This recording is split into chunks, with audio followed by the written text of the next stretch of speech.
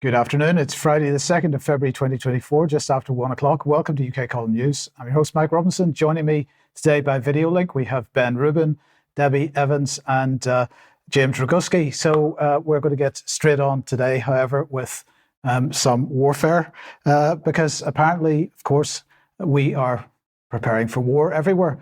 First of all, Leo Doherty, who is the Armed Forces Minister, is or has been in Poland. Let's have a look at what he had to say.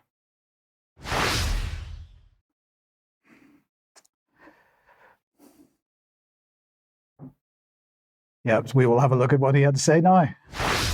NATO is the most successful defensive alliance in history and has made the 1 billion people under its umbrella, including the UK, safer and more secure for the last 75 years. Today, I'm in Orzysz in northeast Poland, at the headquarters of NATO's multinational battle group. And I'm meeting British troops who are working shoulder to shoulder with the Polish army and NATO allies to defend the security of the eastern flank.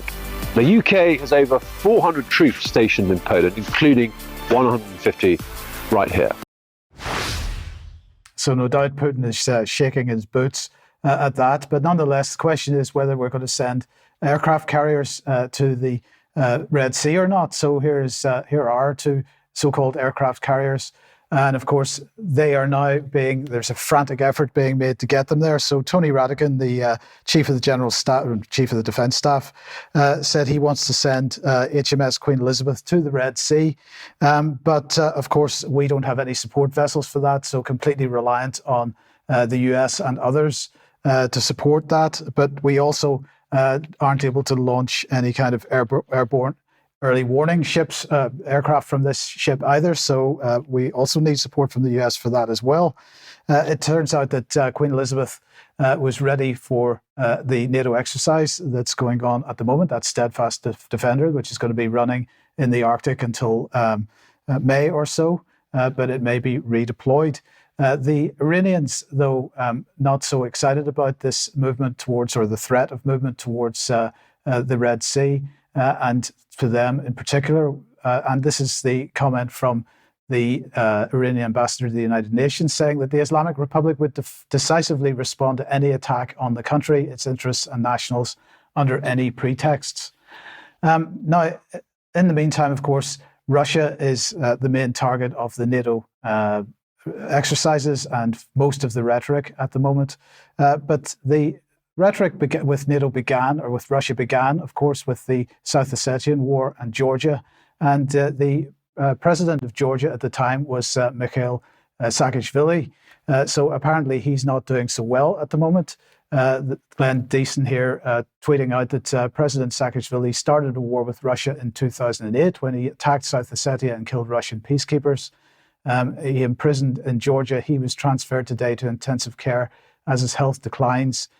He should be a reminder that Washington and the UK, for that matter, can quickly discard allies. I think that is a fairly fair point. Now, the threat of nuclear war, of course, is in the media, and the fearmongers keep the rhetoric up. Here is Metro, because in the United States, they have decided to publish a map, at least according to the Metro, this is real estate agents have published this map, which reveals the best places to live in the United States if nuclear war breaks out. So let's just zoom in on the map and you can see the Rocky Mountains, Nebraska, Midwest, California, Mississippi, Banks, Florida, and North Carolina apparently are the best places to be in the event of nuclear war. The Russians are taking the threat, at least from the West, a little bit more seriously than that, however, particularly the question of whether US nuclear weapons are going to be stationed in the United Kingdom once again. And Sergei Lavrov had this to say. He said, "We've heard such reports that the United States will position nuclear weapons in the UK, and we're looking into their origin and authenticity." He said, "We consider all the nuclear weapons of these three NATO nations as a single arsenal, and it's our plans and build our plans for ensuring Russia's security correspondingly." He said, "The configuration of this arsenal may change, but the essence doesn't. I can assure you that we're taking this into account in our planning."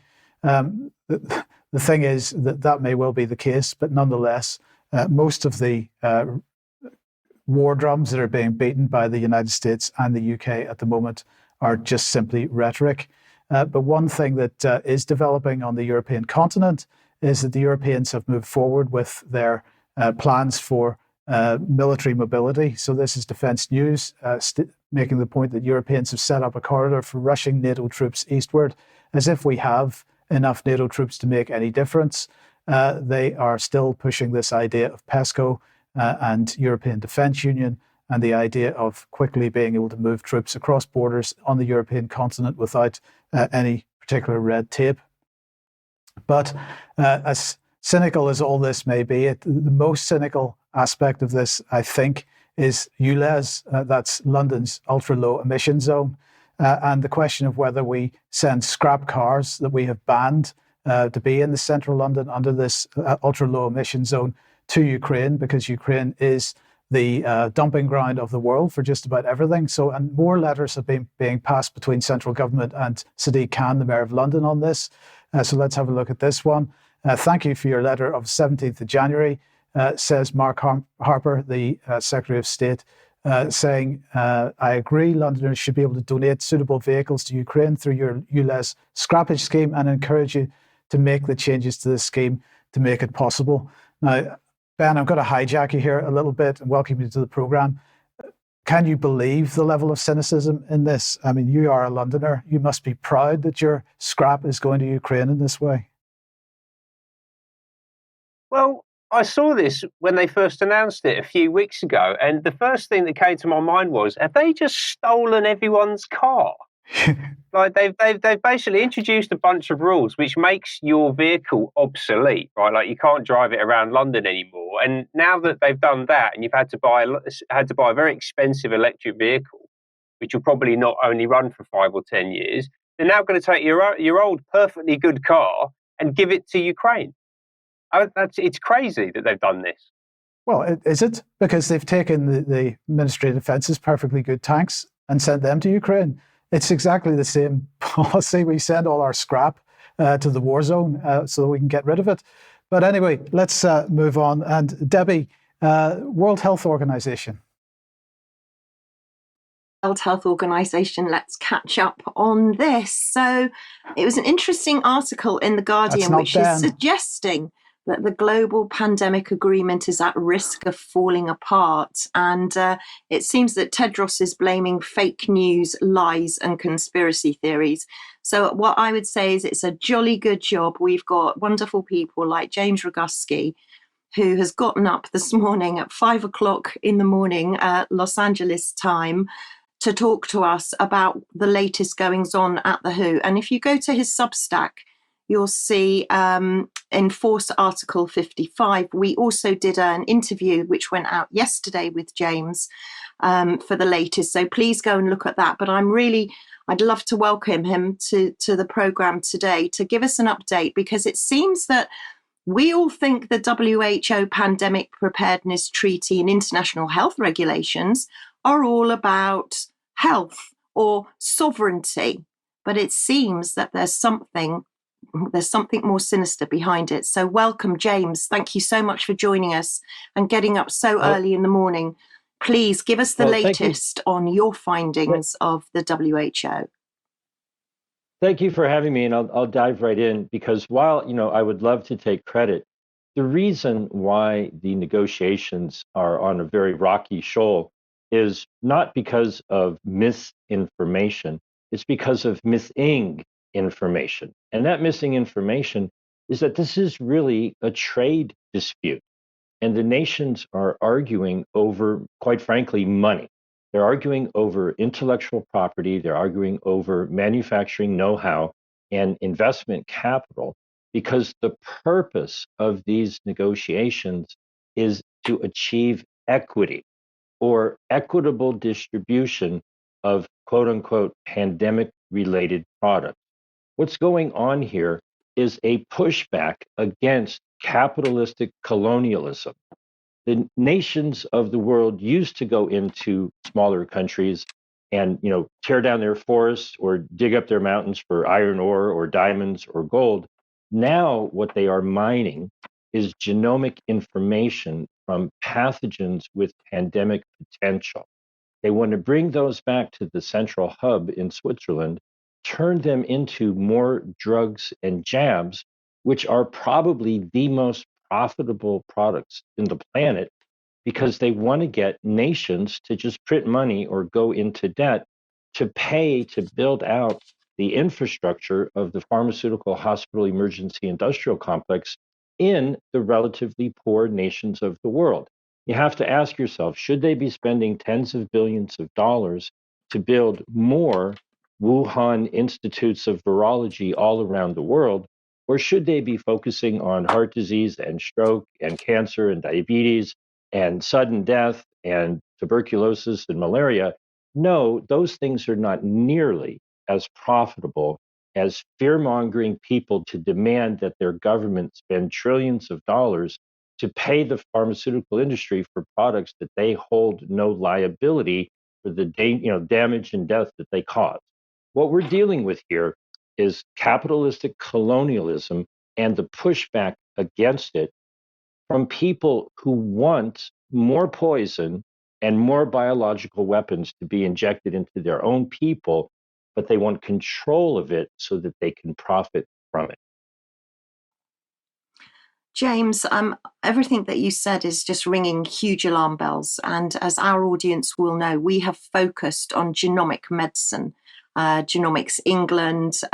It's a really big agenda over here, particularly in Tony Blair's planning a genomic medicine platform. So everything that you say is making sense. What you've also said too is that, of course, we've got the World Health Assembly coming up in May. Now, they've missed their deadline to discuss international health regulations. And what you're saying now with regards to trade, you're saying to people, we should now be writing to our foreign secretary, which in the UK's case, of course, is Lord Cameron, and we should be writing to our trade secretary or trade minister, which in the UK happens to be Grant Shapps. What do you foresee happening at the WHO in May at the World Assembly? Well, that depends if you think that they are going to follow their own rules or if they are going to cheat. And I would tend to bet on the second one. They have meetings scheduled for next week, Monday through Friday, of the working group for amendments to the international health regulations. There's a rule, Article 55, that says very clearly, and they know it, and they're on video stating that they know that a deadline is a deadline. They're obligated to provide a package of targeted amendments in alignment with Article 55 4 months in advance of the May Assembly. Well, the May Assembly starts on May 27th, and obviously January 27th, 4 months in advance of that, has already passed, and they have not submitted a final package. They intend to negotiate in secret right up to the last minute to drop something on the table in violation of Article 55. Now, in terms of the other document, the quote unquote pandemic treaty, that is a separate document, a separate set of negotiations, a separate timeline. They've always planned to try to negotiate that right up to the last minute, but that is having great difficulties for the very thing I mentioned earlier. The nations are arguing over intellectual property and manufacturing know-how and investment capital. And there recently was a failure in negotiations with TRIPS waivers for intellectual property. And there's a new term that people need to be familiar with, which is piracy. When South Africa and Botswana shared information about Omicron, as they're obligated to do under the international health regulations, they were, I'll just say, dismayed to see Pfizer and Moderna turn that into billions of dollars by incorporating that information into the booster. So when you look at this from a health perspective, it makes absolutely no sense. When you look at it from a pandemic profiteering perspective, it's evil, but it makes all of the sense in the world. And they're having difficulty because everyone is fighting over a piece of a multi-billion-dollar, if not trillion-dollar pie. James, I want to thank you so much for getting up so early to give us this urgent update on WHO. And as everybody knows, we'll be keeping in touch with James very regularly. And I'm sure James will hopefully be able to catch 40 winks before his day really starts for seriously. And I just want people to know that the UK government did make an announcement, the WHO Executive Board, the 22nd to the 27th of January. They delivered a statement at the WHO's Executive Board in Geneva. And if you just go further on into that document, you'll see that you can see on the top right there, the UK underlines our commitment to agreement of a new pandemic accord and targeted amendments of the international health regulations, which together ensure our preparedness for future health threats with stronger prevention and response whilst respecting national sovereignty. So receiving a lot of support there from the UK. And just to finally end this segment, just to remind everyone that James is very keen that we sign this petition, end the UK's membership of the World Health Organization. When I looked last, there was 88,128 signatures. We need 100,000. So if we could circulate that as much as possible and get the signatures up, that would be really helpful. So thank you very much again to James for that very valuable segment. Debi, James, thank you very much. And we should mention that Debi recorded a much longer interview with James, which is on the UK Column website, if you want to have a look at this in more depth. So thanks again to James for that. Now, Ben, let's come to you now. And yes, let's have a look at this image, which I think is about as telling as it needs to be. Everybody, that's Jeremy Hunt. He's the UK Chancellor, and people are generally a lot ruder about him than that man with the sign, but I'm not going to say the word that they normally use. Anyway, he's been very busy, and I want to have a little look at a couple of tweets he's put out this week. He's been taking some big meetings with some big people in finance in particular. And the first one was this lady, Shemara Wickramanayake.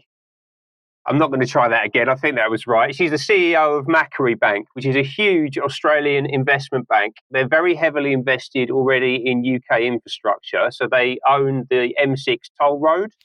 There was a lot of discussion about that, it's probably 20 years ago now when they invested in building the M6 toll road. So they're actually actively buying and building big pieces of infrastructure and then essentially leasing them back to us as UK citizens. And Mr. Hunt is talking to Macquarie about a further 12 billion of investment, £12 billion in 10 areas of sustainable infrastructure, right? So this new sustainable infrastructure, this new economic and technological paradigm that they're talking about building is being funded, and as you know, with the M6 toll road, will then ultimately be owned by global corporations like Macquarie, right? The British people will basically live in a system of indentured servitude. That's what these people are architecting. That's what they want. That's what they're building. Another example this week, again, I said he's had some big meetings. This one with probably one of the biggest fish in the pond of global finance, Larry Fink, who's the chief executive and the founder of BlackRock. It's one of the world's biggest investment funds. They've already put £500 billion into the UK, right? So this ultimately is asset stripping. They're investing in global corporations, but when they're investing in public assets, it's basically asset stripping. Yeah. So foreign ownership of national assets got very little to do with improving the country. It's got very little to do with creating and maintaining value for taxpayers. This is about people like Larry Fink increasing their wealth and their control over the system. And obviously, Hunt was very excited to take that meeting. And I think it's probably because he's a philosophical, he's philosophically aligned, shall we say, to Mr. Fink. And actually, let's hear from Larry Fink about his philosophy and what all that money is ultimately going to be used to do. Impacted, and that's not recruiting, it is development, as Ken said. And ultimately, it's still going to take time, but I am just as much shocked as Ken is that we have not seen more opportunities, and we're going to have to force change. Oh, okay. That was a bit shorter than I was anticipating. In the full clip, he actually says force change 5 times. It's a minute-long clip, just over a minute. So every 15 seconds in that little section, he says we've got to force change. We've got to make people do what we want to do by constructing a system that forces them to do what we want them to do. He's talking there about his own internal team. So a lot of this is about DEI and getting different types of faces into the organization, but that also flows through into his investment strategy. And Hunt is, of course, completely aligned with this idea of forcing people to do things. He was here talking at the World Economic Forum to Albert Bourla, the Pfizer CEO, a couple of weeks ago. He said, when we have the next pandemic, we don't want to wait a year until we get the vaccine. If AI can shrink the time it takes to get that vaccine to a month, that is a massive step forward for humanity. So now, no doubt, they'll be attempting to force us into compliance with that vaccine created by AI for the next pandemic, which is imminent, just like they did last time. But I suppose the silver lining in all of this is you lockdown protesters, you won't have to wait a year next time. It'll all be done in a month. So that's a good thing, I suppose, in all of that. Moving on from Jeremy Hunt, still circulating around the top levels of British government, and talking of forcing, actually, there's a very interesting tweet here from David Halpern. This actually came from the end of last year, but it links into something else that I've seen recently this week, so it's good to make that connection. So David Halpern, as we've spoken about ad nauseum on the show, is the founder of the Nudge Unit, the Behavioural Insights team. And as I said, just before Christmas, he was hanging around in Cambridge with his mentor, Cass Sunstein. Sunstein, again, who we spoke about actually even just last week, the author of, amongst other things, Conspiracy Theories and Other Dangerous Ideas, and Democracy and the Problem of Free Speech, just who you want in the top levels of government. So what were they talking about? They were talking about how to design a choice engine to improve consumer decision making. So we just heard Larry Fink talking about how he's going to force people to change. That's exactly the same philosophy, the same sentiment that we see right at the top levels of British government. How do we coerce people, trick people into doing what we want them to do? And really importantly, and this is a big emergent theme, how do you do that using technology? All right, so you can see here Sunstein talking about choice engines and AI, right? One of the most prominent uses of AI is going to be to try and nudge citizens into making the right choices as defined by people like David Halpern, Jeremy Hunt, Larry Fink, Cass Sunstein. How do we see that manifesting? Because, you know, this isn't just sort of nebulous stuff that they talk about on slides at Cambridge University. It actually impacts the front line of our civilization on a daily basis. And this one example that jumped out at me this week is that Nesta, which owns the Nudge Unit, has introduced something called a strategy room. And this is an offer that they make, and they actually offer to co-fund this activity with local councils. If you go to the Nesta website and watch the little video, it explains that this is a technology-enabled working session where they use an AI system to create a choice architecture that coerces local people into accepting net zero policies, right? So as I say, Nesta is seed funding these. They are extremely keen to get net zero technologies out there into the world, and they're going to use any and all means available to them to do so. And I'm going to talk about that a lot more, again, particularly how it's manifesting at local councils, which is where all of this stuff becomes very real. I'll be getting to that much more next week. Okay, thank you, Ben, for that. Okay, let's move on. If you like what the UK Column does, you would like to support us, please head over to community.ukcolumn.org. There are options to help us out there. You'd be very much welcome as a member, and that is very much needed. You could pick something up at the UK Column shop, but please do share anything you find on the various platforms, especially ukcolumn.org and ukcolumnextracts.co.uk. Debi, your blog is published. It is indeed. And, you know, every cloud has a silver lining. And go and have a look up maybe a suggestion about the Citizens Army and what we can do to help our young people. And where have all the royals gone? And Monjaro, is that some form of mountain range? No, please go and have a look at Monjaro, because it will be coming to your pharmacy very soon. Okay, thank you, Debbie. Now, let's go over to Brussels, first of all. And, well, the farmers have been active in Brussels. They were campaigning yesterday, lots of tractors in the centre of Brussels. But Viktor Orban, although he didn't succeed in stopping the EU from giving several tens or hundreds of billions to Ukraine, decided that he didn't want to have dinner with his colleagues there and would prefer to go and shake hands with the farmers instead. Nonetheless, as the demonstration moved on, the riot police came out. People started lighting some fires, I guess, for heat, but the riot police came out and decided to throw tear gas and water cannon at the protesters and so on.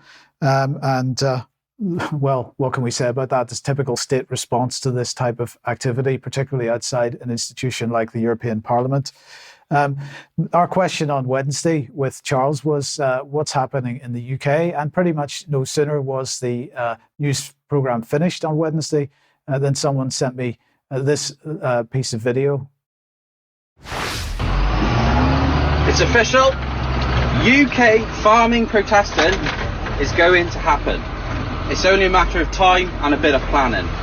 Many of you will have seen Eden from Lancashire Lamb Boxes has also said the same thing. We're both in contact with the effing farmer. His account is making surprising progress. I'd encourage you all to please keep following in, liking and sharing, because that's where all the information on the UK protesting is going to take place. Now, from our point of view, it's important, vital in fact, that the public are on board with this, because the last thing we want to do is piss off the public. We're trying to work with you guys, so please support us and we can help each other. In addition to this latest news as well, if you're living in Mid Wales, North Wales, even South Wales, anywhere in Wales, West Wales, there's a meeting that's been coordinated by Gareth Wyn-Jones and a couple of others happening on Thursday, tomorrow night at 7:30 at Welshpool Livestock Centre. I'd urge all farmers and non-farmers to go. It's an open evening to discuss what we're going to do, what's the way forward. This might be protesting, this might be other things, such as raising awareness. But it's vital that we have a voice on this now, because if we squander this opportunity, there may not be another chance, if you will, to do something about it. So, as we always say, we'll be missed when we're gone, but by then it'll be too late. So please support us, guys, and keep sharing the message. Okay, so that meeting happened last night in Welshpool. So here's a photograph, reasonably good turnout. Well, I think the point here is, of course, these are the guys that are producing our food. And if we allow the industry to be shut down, then, of course, we are in trouble. This country is already barely food independent. We import roughly half of what we consume. And we are seeing more and more farmland disappearing to rewilding schemes and other things, solar panel installations and so on. But let's just get a little bit of comment from a couple of the organisers of the event last night. I'd like to give you a very warm welcome here tonight to Welshpool Market. We're going to be talking about the future of the industry and also the future of rural life here in Wales, because we feel like the Senedd down in Cardiff is not listening to our issues within rural Wales, and we want to make a strong point and send a strong message down to Cardiff: enough is enough. Noswaith, I'm here to speak about some of the policies that are going through, and in particular the Sustainable Farming Scheme, which the Welsh Government's own figures suggest could lead to a loss of around 5,000 jobs and a massive drop in food production in Wales, as well as a huge reduction in farm incomes, which are already very low. I'm here tonight because I think the future of the rural family farm is in jeopardy. As a family alone, between us we have 4 family farms. 5, my 2 sons, my brother's son and my nephew are farming, and the 5 of them don't actually think there's a future for them no more. and it's our responsibility to look after them, like my father, my grandfather, my great-grandfather, and I hope to God that I'm not the one who lets everything go and we lose it all. So, of course, this is policy. The policy is to vastly reduce the amount of farming that's going on. Last year, we had legislation going through the UK Parliament, which passed to allow for effectively genetic manipulation of organisms to perhaps allow them to be produced inside more factory-based installations rather than family farms. Ben, I don't know if you've got any thoughts on this, but it is increasingly incredible to me that we see policy coming through the UK in the name of net zero, which is going to reduce the amount of food that's able to be produced in this country. At the same time, we're seeing population increase through immigration and for other reasons. I'm not clear exactly how this is going to work in the long term. Well, it sounds like a recipe for disaster, doesn't it? Decrease the food, increase the people. What does that lead to? Well, it's conflict. Maybe that's what they want. Absolutely. That is, I believe, exactly what they want. But the key thing is we will not be producing food in the way that we have been. And farmland that has been cultivated for generations, hundreds of years, is going to be going back to so-called nature. But of course, it's not going back to nature as nature would have created it. But anyway, this is a good time, Ben, to bring Mussolini on screen. Let's do it, yes. We're going to talk about fascism, and we're going to talk about the role of the big consulting firms in delivering a fascist state. And I think the best thing to do at the outset, and I'm actually going to end on this quote as well, because I think we need to drill this into people's heads, is that fascism should more appropriately be called corporatism, because it is a merger of state and corporate power. Who said that? Benito Mussolini, who was the inventor of fascism. So he's probably the right person to define it for us. And we live in a fascist system. Every single area of our society at the moment, you can see examples of the integration of corporate and state power. The best example of that internationally is at the World Economic Forum. We've spoken about this last week and the week before, and actually pretty much every week we talk about the World Economic Forum in some iteration. We've got a little image here from Davos House. We spoke last week about the two individuals on the left. That is Samantha Power, who's married to Cass Sunstein. She's also the administrator of USAID, and also the Unilever CEO, Heinz Schumacher. Someone in the forum did this little visual, by the way. That's not from the World Economic Forum website or anything. So whoever did that, thank you. I found it quite funny. But today we're going to talk about the lady saying cheese and the lady saying I'm even dodgier than him. And that is Carmine DeCibio, who is the global chairman and chief executive of EY, and Janet Troncali, who is the global chair and CEO elect of EY. So she's going to take the top job a bit later on this year, and she's actually going to be the first woman to lead one of the big four firms. Everyone's really excited about that. Who are the big four firms? Well, they're these companies: Deloitte, EY, PwC, KPMG, the big four global audit and management consulting firms. So they're auditors. They actually audit the accounts and the financial statements of all of the big global corporations. And they also provide advisory services on everything from strategy to people to technology, big change programs, whatever it might be, tax efficiency, all that kind of stuff. Everything that makes up the global corporation, they advise on. They are strategic partners to the World Economic Forum. So that's the top level of partnership. There's only 100 of those out of 1,000 on the partner program. And EY was one of the lead sponsors of Goals House, which we've spoken about a lot over the past few weeks. That's where that image came from. And they ran a number of their own events there through the week at Davos. But let's hear quickly from Janet and Carmine about the World Economic Forum and their plans for 2024. Generative AI is top of mind here in Davos, and the pace of transformation in 24 is going to make 2023 look like an absolute warm-up. We're very excited. We have $1 billion pipeline, and it continues to grow. And there's a risk of being left behind if AI is not being built into your strategic agenda. One of the biggest challenges is going to be around reskilling. And that's been a challenge already, but 2024 is going to be a pivotal year. The OECD says that 1.1 billion jobs are going to change going forward. And it's really important that we have the people for the new jobs. Generative AI is going to change the way jobs are done. It's going to eliminate some jobs. It could eliminate as many as 40% of the task-oriented jobs going forward, but it's also going to create new jobs which our people have to be reskilled for. Our people have to know what they're doing going forward. So reskilling, huge factor this year. Geopolitics, tension is up, trust is down. More than half of the world's population is going to vote in this year's election cycle, and we need to be really focused on de-risking. That has to be a priority for business this year. Well, one of the challenges certainly is sustainability. And 2024 is a year of businesses showing what they're doing, not just talking about it or telling people what they're doing. Now, how does that happen? One is they actually have to be doing things. They have to be changing their supply chains. They have to make sure that they're going towards their commitment. And two is going to be, how are they going to show that?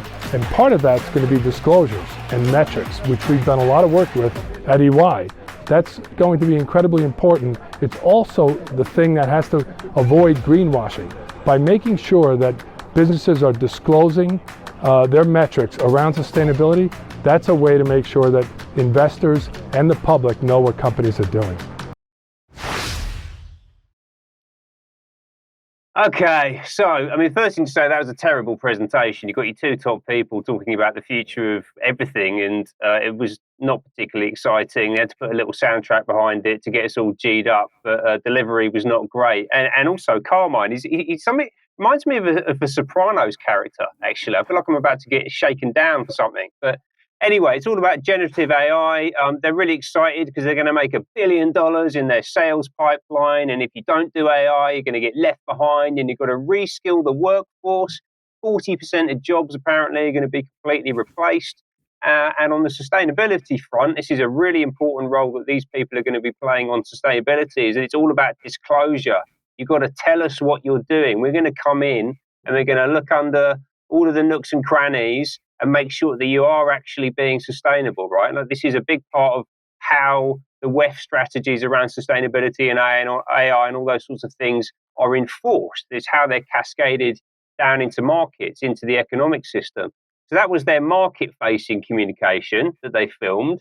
But then this week, they've just done their big internal communication. So Carmine shared this on LinkedIn. This went to 400,000 people globally across the EY network. Those are your shock troops for the Great Reset. Yeah, just in this one firm, 400,000 people working across loads of governments internationally, all the big global corporations. That's how the stuff that they want to happen is activated out there in the world. Now, should we trust these people? No. And I'll tell you why we shouldn't trust them. Firstly, because they break their own rules all the time. This was this week in the FT. Top accounting firms admit to breaking their own rules, safeguarding audit independence. That's about avoiding conflict of interest. Yeah, so making sure that there aren't any individuals or even at an institutional level, relationships between firms that are being audited and those individuals who are carrying out the audit. And they've admitted hundreds of violations of those regulations following the introduction of new disclosure rules in the US. Like, why would we trust these people? We also know that they're heavily linked into common purpose. I spoke to Brian about this at the end of the summer last year. You can go and find this interview on the UK Column website. Ben Rubin dissects the common purpose agenda. I've still got my old big headphones on there. God, I missed those actually.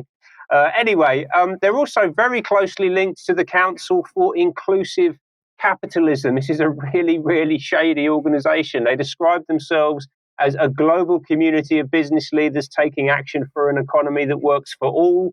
They always say this kind of thing. Mr. DeCibio is on the steering group of this organization. He's one of the top people, and he sits alongside Lynn Forrester de Rothschild, who we also spoke about last week, who is the founder of the Council for Inclusive Capitalism. And interestingly, she set it up in collaboration with the Pope. As you can see here in this image, this was taken back in 2017, and it actually looks like there are two popes in this image, a white pope and a black pope. Make of that what you will. Also, Mark Carney's in there, the former governor of the Bank of England, just to the left of Linda Rothschild in the centre.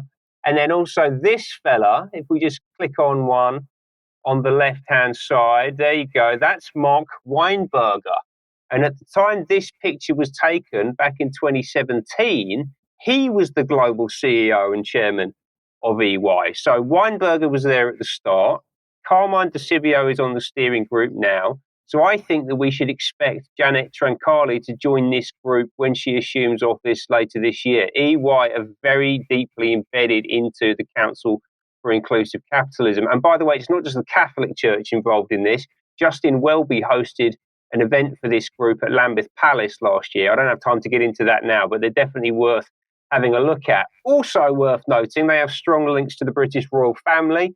And Carmine was very excited to announce that EY received the Terra Carta Seal in 2023 for the firm's continuous commitment to helping businesses better demonstrate their contributions towards a more sustainable future. So I said the auditors are going to be going around making sure that everyone's doing what they're supposed to be doing, and they have been rewarded by King Charles. Oh God, I hate saying that, but it's done now. They're part of this organisation as well. Debi, you've actually talked about Terra Carta quite a lot. This is the first time I've actually seen it out in the wild like this. What do you make of that?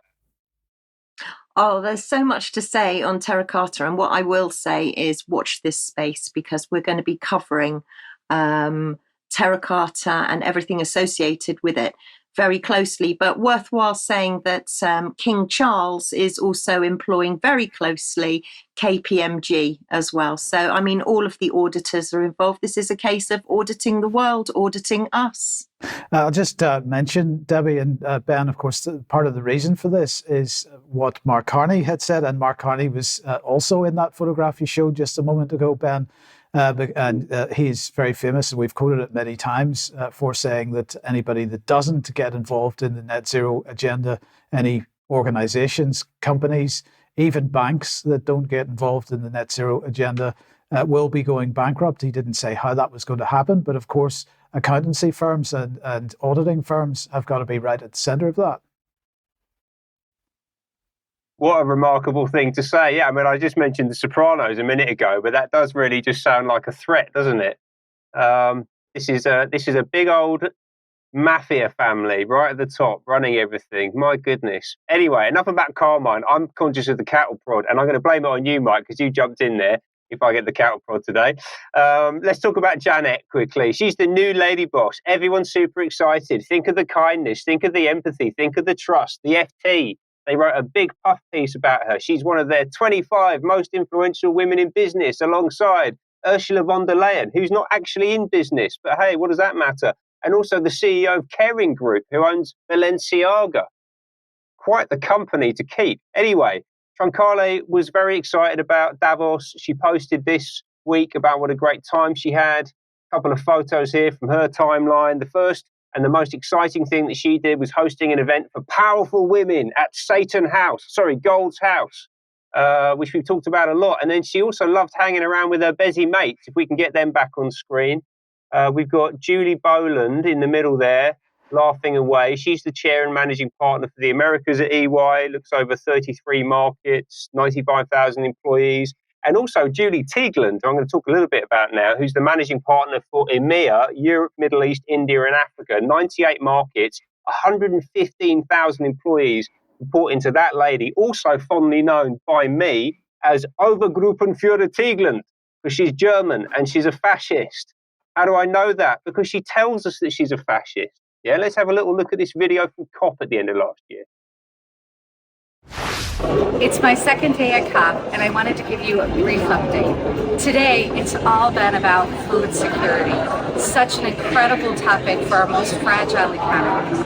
And the thesis that's coming out is that we need to improve food as a business, looking at it from a very commercial angle, not just humanitarian.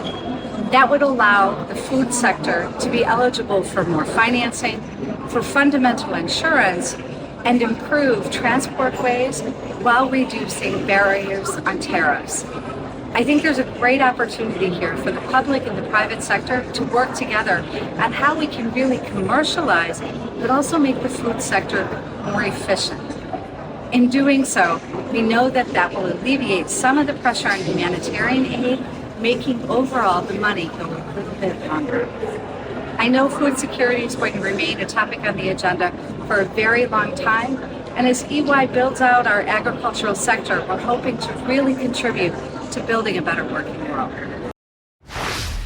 And Ben, just very briefly, I mean, that demonstrates right there the nonsense of what's been going on with the farmers, because what she's talking about is corporatizing what has been traditionally a family enterprise. And this is taking farming. And if people are already concerned about the use of the types of chemicals and so on that we see in the farming industry, this is going to take it a whole step further.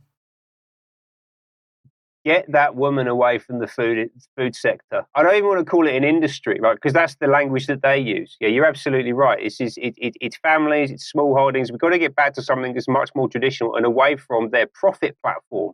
Yeah, they want to get their profit spout into everything. It's pathological. It's really awful, and it's everywhere, right? And this final example that I'll share again, this is from Julie Teigland. This is right at the epicenter of the swamp. Yeah, so this is a tweet from the end of last year, looking back at 2023, and a year of convening the UK public and private sector.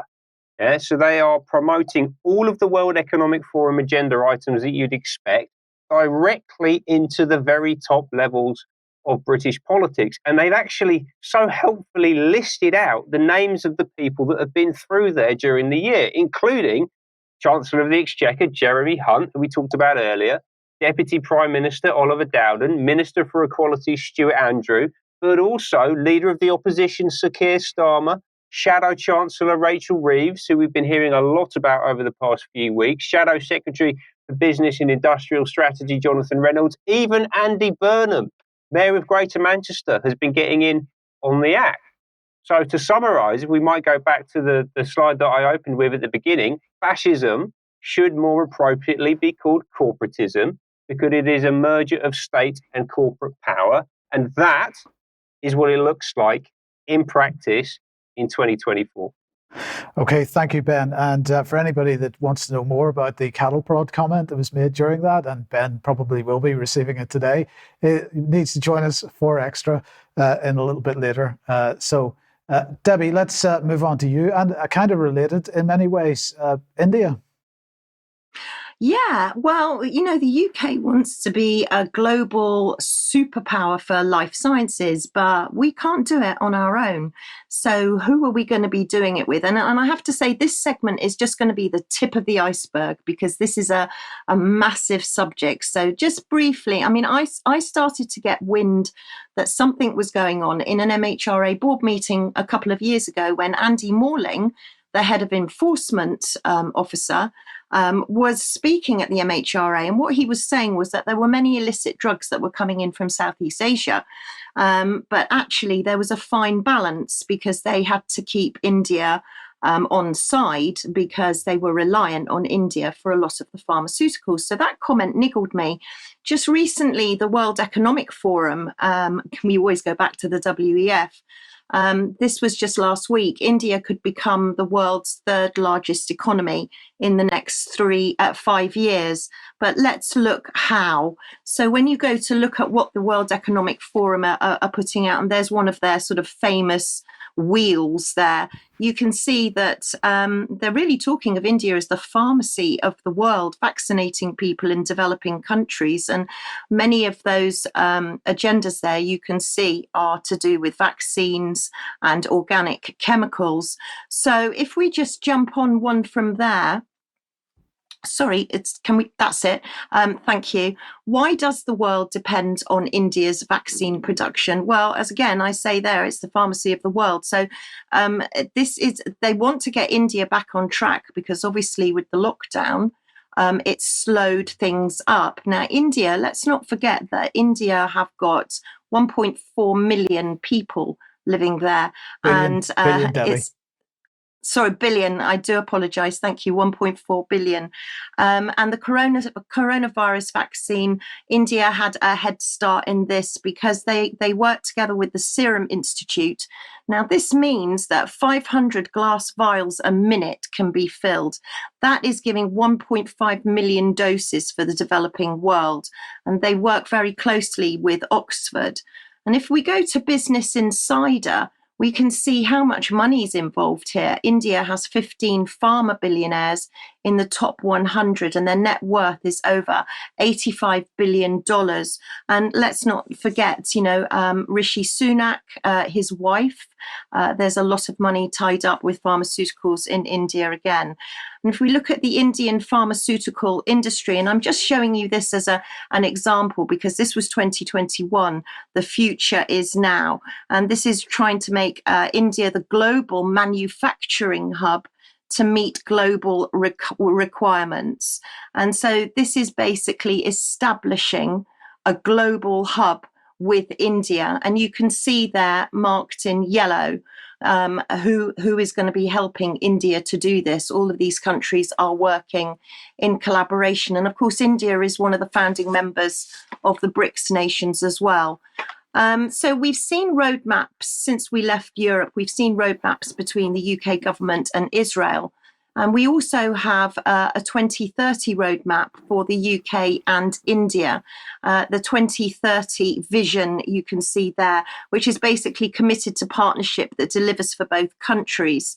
But this includes a lot of life sciences. Now, this is a big document, so I've just taken a selection of topics here to show you what it includes. So the good old favourites that we've mentioned many times before, antimicrobial resistance, and of course there you've got the One Health approach, you've got COVID pandemic preparedness, and you've got health. So again, there's talk there about working with the Oxford Serum Institute and also the UK Zoonotic Research Twinning project that's going on. If we go on, we can see that it's also involving non-communicable diseases, which this involves to genomics, precision medicine, cell and gene therapy, smart biosensors. So you're starting to get a feel of where the UK and India are partnering very tightly. And also we can see digital health coming through India. They're experts and they have a huge knowledge of digitization. And so the whole digital health scheme, and we'll look at that in a second with regards to Tony Blair, but also yoga will be coming in, and they're going to be exchanging much more, many more nurses and doctors with India. Already we're seeing a lot of Asian workers in our NHS. So a big tie-up, but I want to let's go back to some old favourites, and Ben's already highlighted quite a few, but let's go back to when the Prime Minister David Cameron welcomed Prime Minister Modi at Wembley 8 years ago, and of course that is now Lord Cameron. Let's see the rock star welcome that he gave Prime Minister Modi. And now I'd like to welcome the man you've all been waiting for.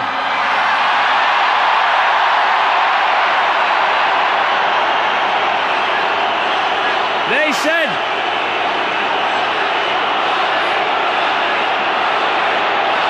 hold on.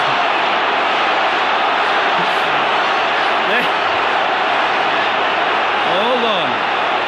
They said a chaiwala would never govern the world's largest democracy, but he proved them wrong.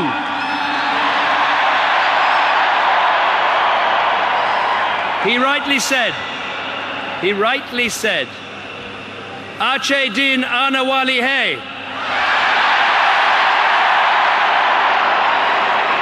But with his energy, with his vision, with his ambition, I would go one further and say this: Ache din zarur ayega. Ladies and gentlemen, please join me in welcoming Prime Minister Narendra Modi.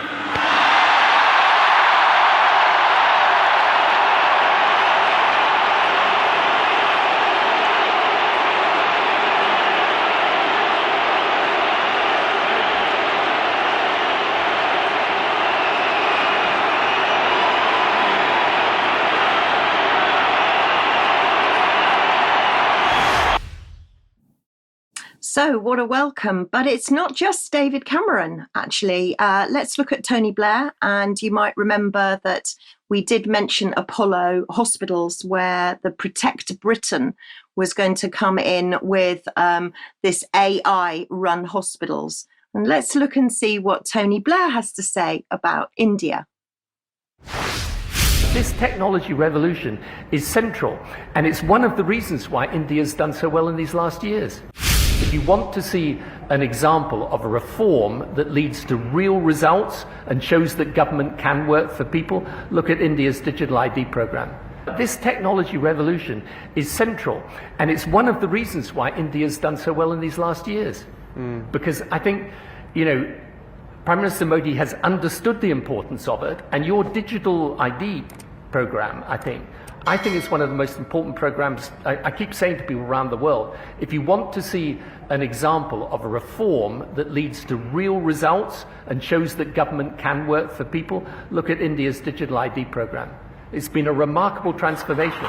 And that's where, by the way, if you want to help some of the poorest countries in the world today, I think a lot of the poorest countries in the world, if they embrace technology in the right way with the right help, they don't have to replicate the legacy systems of developed countries. They can actually, in health, in education, and in the role government plays, they can bypass all of that. So technology, it's got its downsides, but it's a fact, and if we understand it and we master it properly, we can make it work for people.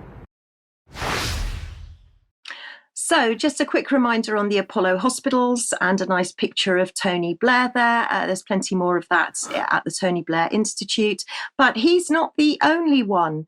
Let's just look at Jeremy Hunt very briefly to end this segment on India. Can India live up to China, which is the other big trading partner? Well, I think we have had focus on China for a couple of decades now, and international investors are now saying, hey, there's India. We've got to look at the opportunity here. And India is the fastest growing economy in the G20 this year and next year. It's got this bold ambition to be a developed country by 2047. So I think there's a lot of really amazing things that are going to be happening here. India, a country to watch. Yes, indeed. Okay, now I want to bring back on the Online Safety Act that we were talking about on Wednesday's programme. If you remember, the government had announced that part of the legislation came into force on Wednesday, and that was the issue of false communications. So a person commits the false communications offence if they send a message conveying information that they know to be false, and at the same time of sending it, they intend the message to cause non-trivial psychological or physical harm to a likely audience, i.e. someone who could reasonably be foreseen to encounter the message or its content, and they have no reasonable excuse for sending the message. The question is, who does this apply to? And if you remember on Wednesday, I was asking, did it apply to this man? That, of course, is Boris Johnson. And he was certainly pushing out a message a couple of years ago, which people were viewing and certainly had psychological harm and in some cases a physical harm as well. And of course, we were aware that he intended to do that because we made the point that Spy B had pushed this out, that the need to use the media to increase the sense of personal threat. So they're clearly going for a psychological effect there. But the next question then is, and we didn't cover this on Wednesday, would this organisation be in breach of such the breach of the law in this case, because they certainly contributed to the psychological harm that was done during lockdown and so on. Well, in fact, there's an exemption. So let's have a look at that. Section 180 sets out an exemption for the false communications offence, including an exemption for recognised news publishers and exemptions for holders of broadcast or multiplex licences and providers of an on-demand programming service. This section also provides that the offence cannot be committed in connection with the showing of a film made for cinema to members of the public. So we've got to make sure that we understand that if we're pushing out fake news, false information, and we are of the scale of the BBC, no problem there. You get away with that without any difficulties. But if you're a guy with 10 Twitter followers, or ex-followers as it's known these days, you could be in prison for 51 months or so. That's the fairness of the legislation as it stands. There you go. You can take that as it should be. Now, Debbie, a couple of finalies here. Just tell us about this one. Well, it's a spot the difference. So the first slide that you're going to see is President Biden in his Situation Room. Now, have a quick look. We'll come back to it in a minute, but see if you can spot anything unusual. So let's go to the next slide of another Situation Room. This time, I think we're going to see President Trump in his Situation Room. So check out the table. Done that. Let's skip on to the next one. There you go. You've got President Obama and you've got his Situation Room. Check out the table. So has anybody noticed anything yet?